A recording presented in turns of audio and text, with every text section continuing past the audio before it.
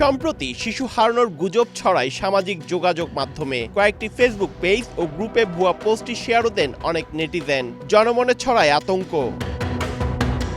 চট্টগ্রাম ও কক্সবাজার কেন্দ্রিক Facebook ID থেকে ছড়ানো হয় বেশিরভাগ গুজব। এই বিষয়ে সোমবার সকালে দামপাড়া পুলিশ লাইনে মিট দ্য প্রেসে কথা বলেন চট্টগ্রামে নবনিযুক্ত পুলিশ কমিশনার। বলেন, প্রেম ঘটিত কিংবা পরিবারের উপর অভিমান করে স্বেচ্ছায় কেউ ঘর ছাড়লেও নিখোঁজ বলে সামাজিক মাধ্যমে প্রচার করা হচ্ছে। কেউ হয়তো ভাইয়ের পর রাগ করছে, বাবার পর রাগ করছে, মায়ের পর রাগ করছে, এটাই কিন্তু ফেসবুকে সে দিয়ে দিচ্ছে, থানায় না গিয়ে ফেসবুকে দিচ্ছে নিখোঁজ। এটা সম্পূর্ণ গুজব আসলে। এ সময় সিএমপি কমিশনার হুঁশিয়ারি দিয়ে বলেন, ১৬ থানার কোনো ওসি বা পুলিশ সদস্য অপকর্ম করলে তার দায় নেবেন না তিনি। যদি দেখি যে আমার এই ১৬ থানার ওসি অপকর্ম করছে, দায় আমাকে নিতে হবে, সেই দায় আমি নেব না।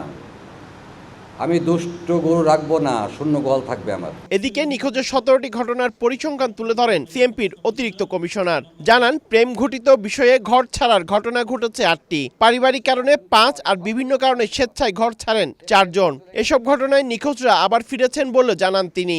নগদের কাছে সব গ্রাহকই প্রিয়, তাই তো সারা দেশে ক্যাশ আউট চার্জ সবচেয়ে কম।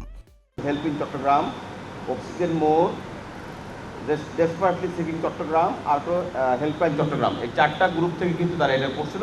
তাদেরকে যখন আমরা আনলাম, জিজ্ঞাসাবাদ করলাম, সবগুলোই পাওয়া গিয়েছে। আর দু একটি যারা প্রেম ঘটিত বিষয়, সেটা কিন্তু এই নিখোঁজের সাথে সম্পৃক্ত না। ভবিষ্যতে থানায় জিডি না হওয়া পর্যন্ত কোনো নিখোঁজের তথ্য ছড়াবে না বলে সংশ্লিষ্ট পেজের দায়িত্বরতরা নিশ্চয়তা দিয়েছে বলেও জানায় পুলিশ। পার্থপ্রতিম বিশ্বাস, সময় সংবাদ, চট্টগ্রাম।